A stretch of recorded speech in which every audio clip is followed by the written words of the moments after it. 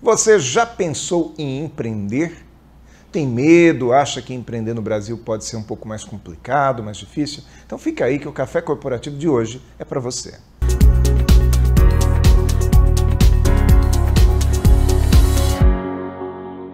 Café Corporativo aqui no Canal 25, vamos falar sobre empreendedorismo. Hoje o tema é esse, o assunto é a capacidade que as pessoas têm de criar, de transformar, de fazer as coisas acontecerem, e ninguém melhor para falar sobre isso como o Renato Ferraz. Renato, meu amigo, oportunidade de ter você aqui agora pessoalmente, né? Esses dias atrás nós estávamos trabalhando juntos, porém virtualmente. Seja bem-vindo ao Café Corporativo, viu? Obrigado. O Renato Ferraz Martins, que é palestrante, ele é coach, ele é mentor de negócios. O Renato é formado pela Sociedade Brasileira de Dinâmica de Grupo. Ele também tem a formação em hipnose ericksoniana. Ele é facilitador em processos de aprendizagem e tem mais de 12 mil horas de treinamento comportamental imersivo aplicado. Renato, acima de tudo, eu tive uma experiência muito positiva com ele, que ele foi o facilitador na oportunidade que eu fiz o Empretec, que eu me tornei empreteco, né? Renato que me pôs naquelas coisas lá que eu não vou contar aqui, porque o Empretec é meio sigiloso, né, Renato? Renato, o que é empreender? O que é empreendedorismo? Como que você definiria? Olha, para falar de empreendedorismo e pensar na figura do empreendedor, o empreendedor é aquele cara que ele tem uma ideia e ele coloca ela em prática. Se eu fosse fazer uma definição mais curta e singela, seria essa. É o cara que tem uma ideia, coloca ela, traz ela do abstrato para um papel e coloca ela em prática. E com isso ele acaba mobilizando, modificando a vida dele, os destinos, as pessoas que envolvem, muda a região dele, muda tudo. Então, é algo muito importante, assim, o papel do empreendedor. Mais do que ter a ideia, então, empreender, colocar em prática. Isso, colocar em ação. É que nem você pensar não adianta só ficar fazendo preparatórios. Tem gente que fica com um discurso de praticamente a vida inteira com uma ideia, um planejamento. Se tivesse um mercado correto, a hora que o dólar estiver nesse precinho, a hora que eu tiver essa idade, a hora que meus filhos crescerem, e passa uma vida toda e não faz. O empreendedor não, ele pensou nisso também, só que ele fez. Então, se ele fosse um barco, não é um barco que está ali atracado no porto, que é o lugar mais seguro, que as pessoas ficam fazendo planos. O barco do empreendedor é um barco que zarpa. Que está em alto mar. Exatamente. E que, acima de tudo, se adapta à realidade, ao clima, se chove, se não chove, se o mar está com a maré está mais alta, como é que está, se tem onda. Ou seja, o empreendedor é aquele cara realmente que vai navegar, isso? Isso. É legal você falar dessa questão de adaptação, né? Porque, planejei um tempão, coloquei esse meu barco em alto mar. Significa que as coisas vão acontecer exatamente como eu pensei? Não. Mas se eu tinha um destino, defini aonde eu queria chegar. Até para os ventos colaborarem ou não, eu preciso ter um destino, né? E aí teve um temporal, teve uma coisa que não se pensou, um determinado tipo de alimentação que não vai dar para conter, vou ter que racionar isso. Então, vai se fazendo ajuste, quer dizer, essa parte de ter posto a ideia no papel e fazer esse plano, não é que a gente põe e acabou. Ao finalizar isso, é como se ficasse vivo aquele planejamento. Agora eu estou vivendo ele. E conforme as coisas vão acontecendo, eu avanço. E qual que é a vantagem? Cada uma coisa que eu coloquei ali é uma surpresa a menos que eu tenho nesse caminho, nesse mar. Agora, quando se fala em riscos, é mais seguro ter um plano de negócios, né? Talvez o mapa, a bússola, isso faz sentido? Faz bastante sentido. A questão do risco é intrínseca, é uma coisa inerente ao empreendedor. Praticamente não dá nem para a gente conversar sobre empreendedorismo se a gente não passar pela questão do risco. Quer dizer, você entrou num barco, colocou o barco para navegar, tem risco? Tem, porque assim, qual que é o lugar mais seguro? Atracado no porto, mas não é esse. Agora, para eu estar lá, eu vou ter que me colocar numa situação de desafio. Quer dizer, se eu quero buscar alguma coisa além do que eu vejo naquela praia, do que está ao alcance dos meus olhos, eu vou ter que experimentar umas coisas novas e até ter chance de dar errado, né? Porque se Se eu investir em alguma coisa que não tiver chance de errar, eu também não vai ter chance de dar certo. De dar certo. Não tem. Aliás, o resultado é tão proporcional ao risco, né? Isso não quer dizer também que se eu quero resultados altos, eu tenha que necessariamente correr riscos incalculados. Todo risco ele precisa ser calculado, mas o que não pode é querer correr risco nenhum, porque daí não empreende, né, Renato? Dependendo da forma de se pensar isso. Quando algo com um risco muito baixo, é só pensar assim, em investimentos financeiros, né? Qual dos investimentos que você colocaria como mais conservadores e seguros? Uma poupança, mas ela vai te dar uma determinada renda. Alguns outros tipos de investimentos que poderiam te dar mais, também vai envolver ou um planejamento seu, porque eu vou ter que dispor desse dinheiro por um tempo maior, ou uma coisa um pouco mais arriscada no mercado financeiro. Mas não significa que se eu for lá no extremo e fizer uma loucura, significa, nossa, então eu tenho a maior chance. Isso é um caminho que acaba não beneficiando. Então, normalmente, se a gente pensasse do funcionamento do empreendedor, ele é uma coisa mais virtuosa, é uma coisa mais como um caminho do meio. Não adianta eu querer ser corajoso demais ao extremo e morrer, vou acabar sendo inconsequente num dado momento. Mas se eu vier aqui por outro lado e eu tiver medo disso, o que vai acontecer? O medo me paralisa. Aí só de pensar nisso, eu não consigo fazer nada, eu não avanço. Então, qual que é o caminho do meio aqui, né? E se a gente pensar em correr riscos, é a prudência. Pensando na virtude, né? O Aristóteles, há 350 anos antes de Cristo, ele já trazia isso. Esse caminho do meio, que é a prudência, é justamente o que a gente está trazendo, olhando um empreendedor sendo capaz de assumir risco para avançar. Você falava no início a respeito do que é ser empreendedor, que é tocar o projeto, né? E às vezes a gente, leigo, né? Não é muito o meu caso, eu não sou tão leigo assim, mas aquela pessoa que é leiga, ela pensa em empreendedor como aquele sujeito que teve uma grande ideia, como aquele sujeito que inventou alguma coisa fantástica para revolucionar um mercado. Quem é mais empreendedor? É o que cria ou o que toca o projeto? Vamos pensar em duas coisas aí, né? Existem as duas possibilidades. Das duas vertentes que você trouxe, existe uma chance de sucesso. Eu posso ter uma sacada num dado momento, avançar na direção do que eu achei, porque às vezes você tem só a sacada, você não colocar em prática, não adianta nada. Vai vir, tive a sacada, vem e faço. Mas tem outra que eu aposto em alguma coisa, mas é muito mais gradativo. Eu vou ter que ter mais paciência, eu vou ter que ter mais persistência para avançar nisso.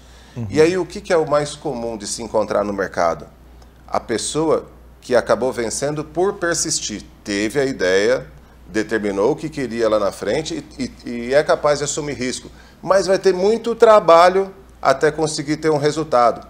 Por exemplo, tinham dois navegadores, não sei se eles são iatistas, o que eles são ou eram, que eles tinham um problema para eles, que era usar um determinado calçado dentro do barco que não deteriorasse, que não estragasse com o tempo e que não fosse escorregadio. E principalmente que a água pudesse escoar, porque senão não podia ser uma bota fechada, né? Desenvolveram um calçado com uma borracha que não estragava, cheia de furinhos e buracos em volta e que pudesse prender no calcanhar. Chamaram de Crocs.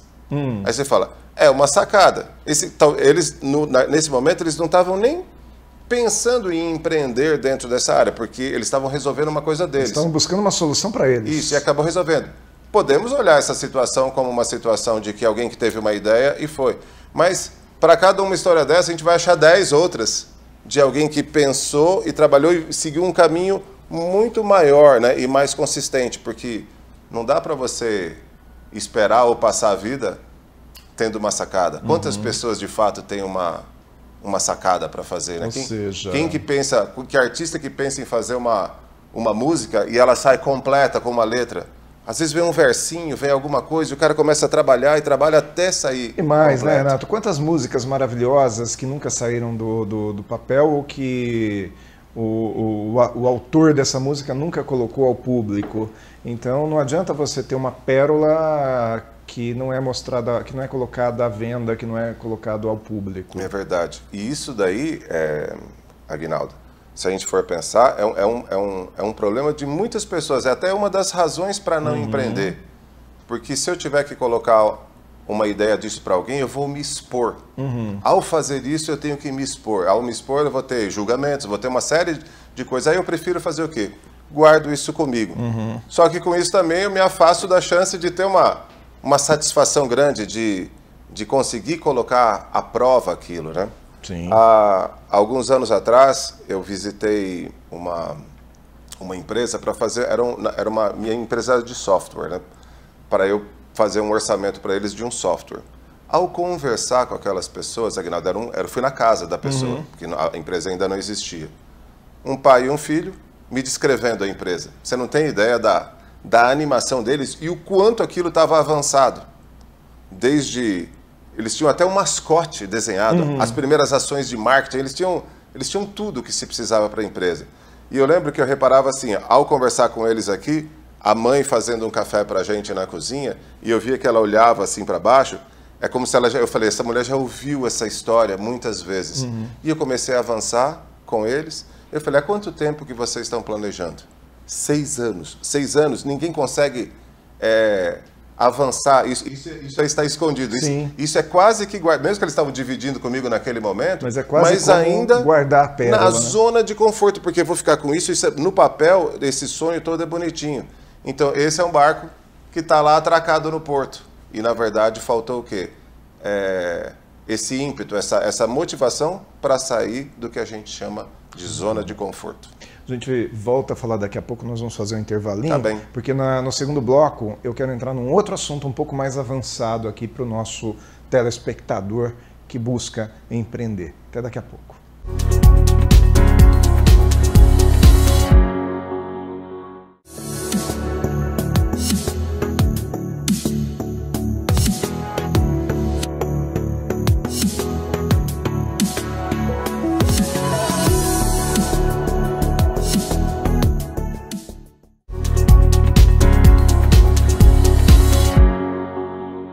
De volta aqui ao nosso Café Corporativo, no segundo bloco hoje com o Renato Ferraz. Renato, meu amigo, a oportunidade de aqui entrevistar alguém que em algum momento foi meu mestre.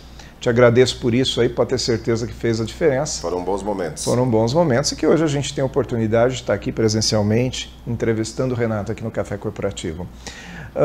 Renato, tem muita gente que não quer empreender, não só porque acha que é arriscado demais, mas porque entende que está mais seguro no emprego, né?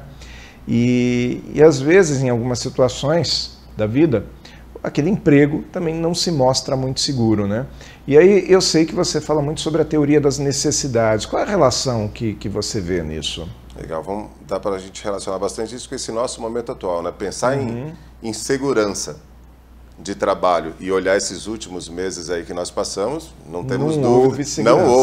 Não existe. Se ela havia, era só uma questão mental, que muitas das coisas da segurança tem a ver com a nossa situação mental de segurança e não com a realidade em si. Tanto que falamos muito de zona de conforto, e se eu pudesse mudar esse conceito, eu chamaria de zona de segurança.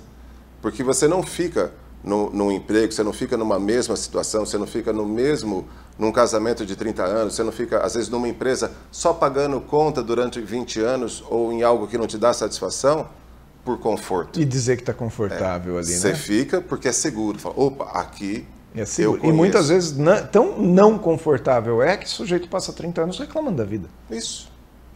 E admirando aquele que, fulano lá, empresário, olha, eu queria ser como ele, mas você nunca se lançou para ser, como é que vai ser? E no fim, ele ainda acaba encontrando, de alguma forma, algumas desculpas para si mesmo.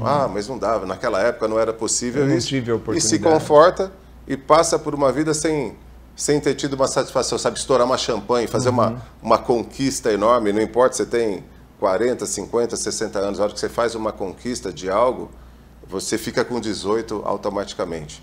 Agora, para te responder em relação à teoria das necessidades adquiridas, que é do David McClelland, né? Tem 50, 60 anos, aí, coisas do século passado, mas assim, é um material excelente, porque quais são as conclusões dele? Ele diz que, antes até de pensar quem é quem funciona de qual jeito, existe alguma influência do meio. O meio não é determinante, não é por esta razão ou por aquela de fatores externos que você conseguiu ou não ter sucesso. Mas quer queira, quer não, o seu jeito de pensar, até para você imaginar ir para algum lugar, você tem que, se não existem alguns recursos, como que eu vou viajar? ou pensar séculos atrás, se não tivesse o avião. Todos os conceitos para ir para um outro lugar, para um outro lado do mundo. Tem muitos fatores externos que de alguma forma interferem. Por exemplo, se fôssemos olhar nós aqui dentro do Brasil e olhar um pouco a América do Norte, em especial os Estados Unidos. Por que esse país? Porque quer queira, quer não, tem muita tecnologia, eles têm uma condição financeira, uma média financeira superior à nossa, né?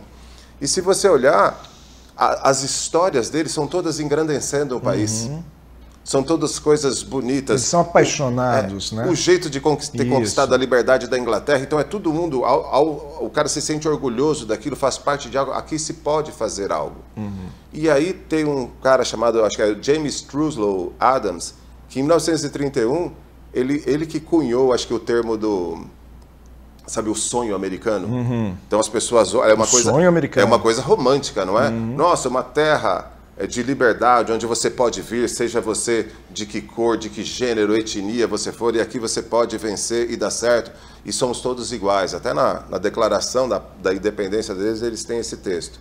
E aqui nós temos uma condição diferente, parece que aqui nunca fomos incentivados a fazer algo, e ter essa sensação forte da liberdade, do que podemos tudo. Não, você tem que arranjar um trabalho para poder pagar suas contas, você tem que fazer o mínimo para cumprir algumas coisas e não reclamar muito de outras, né? E até as condições de governo, se a gente pensar num liberalismo, apesar que nesses últimos anos tem se investido um pouco nesse sentido, pelo menos na intenção de que permitir uma economia de mercado, ainda assim nós temos uma das maiores cargas tributárias do mundo. Não é simples. O cara que vence aqui no Brasil, eu penso assim que nem um cara sabe, as pessoas que fazem exercícios, que põe um negócio de areia e pula tudo. Na hora que solta, o cara vai lá e detona e pula muito mais alto. É como se fizesse isso. Você vencer aqui, a hora que você for lá fora, você vai ter uma condição muito melhor. Agora, o McClelland, fora essa interferência, ele estudou muito as pessoas. Ele estudou os empresários, ele estudou estudantes, ele olhou para o ser humano. Outras pessoas também fizeram isso em momentos tanto mais para trás dele, né, e alguns depois. Mas ele, ao fazer isso, ele entendeu o porquê as pessoas fazem algumas atitudes. Por que aquela pessoa que tem uma realização ou que teve uma conquista grande, o que é que ela fez, afinal? Não é algo só relacionado a um sentimento, a uma vontade. Tem a ver de como as pessoas se comportam para isso. Eu reparo que aqui no Brasil tem duas situações. A gente aprende nos livros que existe o empreendedorismo por necessidade, existe o empreendedorismo por oportunidade.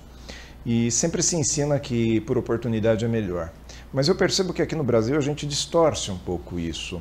E você pode me contrariar se for o caso, Renato, mas eu percebo que muita gente que vai empreender por necessidade acaba prosperando porque aquela é a única alternativa da pessoa, ela se dedica àquilo, a pessoa vai em busca e com boas condições ou más condições o cara dá um jeito.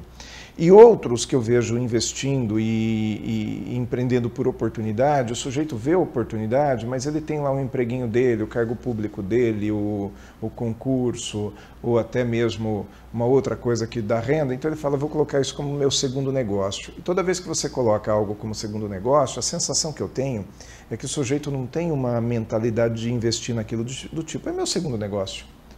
Se eu perceber que não está indo bem, eu tiro tudo dali. Ele já é segundo negócio, ele já está colocado em segundo plano. Você percebeu que... Então, eu não sei se essa é só uma sensação minha, se você concorda com isso, mas eu percebo que muita gente prospera pela necessidade justamente porque coloca todas as suas forças ali. Perfeito.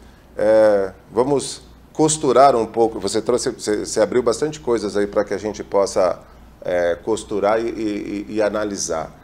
Concordo contigo em vários desses fatores, tem alguns outros elementos também para incorporar nesse processo, né? Quando você pensa em empreender oportunidade e necessidade, é como se houvesse também um glamour maior na oportunidade. É como quem diz, eu não estou aqui no seu... Eu não me rebaixei esse nível de ter que fazer, né? Eu lembro quando saíram algumas pesquisas, nesses últimos 20 anos, teve umas três, é um instituto chamado GEM, Global Entrepreneurship Monitor. É uma entidade fortíssima, e analisando empreendedores, e o Brasil tinha saído como o país mais empreendedor do mundo. E aí, só que a hora que se falava que a maior parte era por necessidade, é como se aquilo denegrisse. Isso, né? como fala, se aquilo tirasse o valor, né? Então, e esse é um... E colabora com aquela nossa sensação de brasileiro de muitas vezes se sentir um pouco inferior aí que é cultural. Que é cultural e não é uma coisa que se mexe ou se move no estalar de dedos. Mas a questão é, para corroborar aí com a sua teoria do que o cara que empreende por necessidade, ele acaba se dedicando mais. O da oportunidade, um dia ele teve uma ideia. O cara do Crocs, por exemplo. Às vezes nem estava pensando aquilo, explorou aquilo. Nossa, virou o que a gente conhece no mundo todo.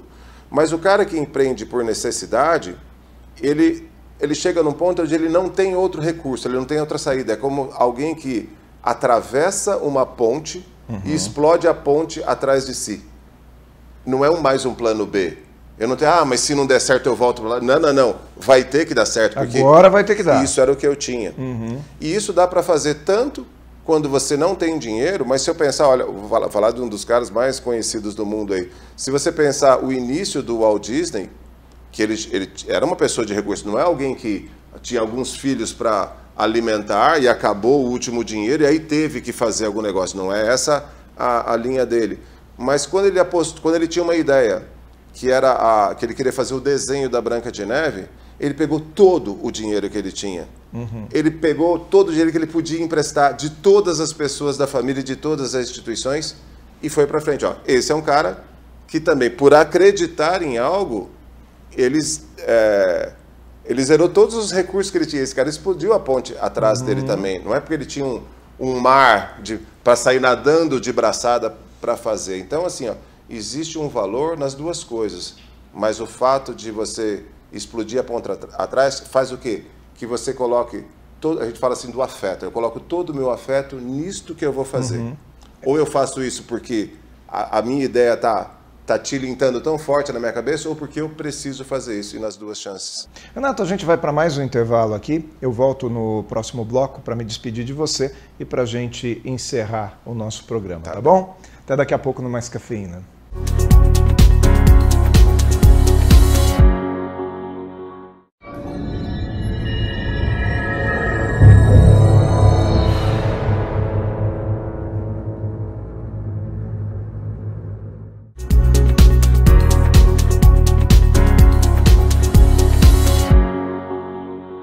Mais cafeína, um pouquinho mais de cafeína aqui no nosso Café Corporativo, que teve hoje a oportunidade de entrevistar o Renato Ferraz. Muito obrigado, viu, Renato, por ter vindo ao Café Corporativo, ter trazido para a gente aí tanto conhecimento. Obviamente que a gente pode conversar mais em outros momentos. Nós recentemente fizemos uma live, participou aí do 4 em Pauta e agora aqui no Café. Muito obrigado, viu?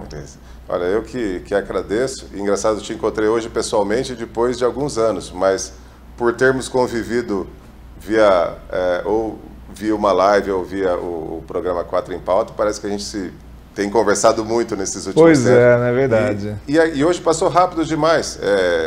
Espero que a gente tenha uma outra oportunidade de bater um papo, porque esse é um assunto muito importante, acho que pode ajudar muitas pessoas a pensar de uma forma diferente. Estou muito contente de ter vindo aqui. Aí já fica então aqui no ar um convite para você voltar agora no início do ano que vem, entre fevereiro e março, para falar um pouquinho mais sobre empreendedorismo, dar oportunidade também para as pessoas se planejarem no seu sentimento empreendedor.